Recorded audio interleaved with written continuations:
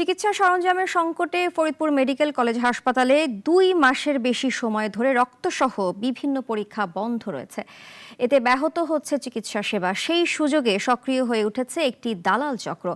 এসব চক্রের ফাঁদে পড়ে প্রতিনিয়ত ভোগান্তিতে পড়ছেন রোগী ও স্বজনরা। আজিজুল হকের রিপোর্ট, জানাচ্ছেন সুলতানা মরিয়ম। ফরিদপুর মেডিকেল কলেজ হাসপাতাল এখন দালাল চক্রের অভয়ারণ্যে পরিণত হয়েছে। সরঞ্জাম সংকটে ২ মাসেরও বেশি সময় ধরে প্যাথোলজি বিভাগের কার্যক্রম বন্ধ। এই সুযোগে দালালরা রোগীদের ডায়াগনস্টিকে পাঠিয়ে প্রতারণা করছে।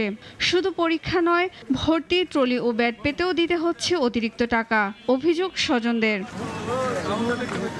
এদিকে রোগীরা স্বেচ্ছায় টাকা দেন বলে দাবি করেন হাসপাতালের কর্মচারীরা। সম্প্রতি বহির্বিভাগ থেকে এক দালালকে আটক করে পুলিশের হাতে তুলে দেন স্থানীয় ছাত্র জনতা। তদন্তে ওয়ার্ড মাস্টারের সংশ্লিষ্টতা উঠে আসায় জড়িতদের আইনের আওতায় আনার দাবি জানিয়েছে ছাত্র জনতা। খুশি হইতেছে এই কারণে নিছি আমরা জোরাবাড়ি করি নেই যে এতজন ভালো বন্ধু তার না। এই দালাল সহ মেডিকেলের যারা কর্মকর্তা রয়েছেন তারাও এর সাথে জড়িত, আমরা সেই প্রশ্নটা রাখতে চাই।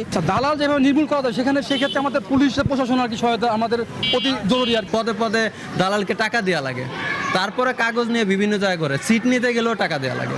তবে তদন্ত কমিটি গঠন ও দালাল মুক্ত রাখতে প্রয়োজনীয় ব্যবস্থা গ্রহণ করার কথা জানান হাসপাতাল কর্তৃপক্ষ। আমাদের এখানে আনসার আছে, আমাদের এখানে অল্প পরিমাণে হলেও পুলিশ সদস্য আছেন, মাত্র 6 জন।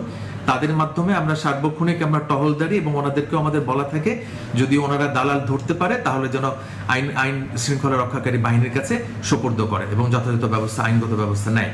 অভিযুক্ত কর্মচারীদের বিষয়ে তদন্ত কমিটি গঠন করার কথা জানান হাসপাতাল কর্তৃপক্ষ।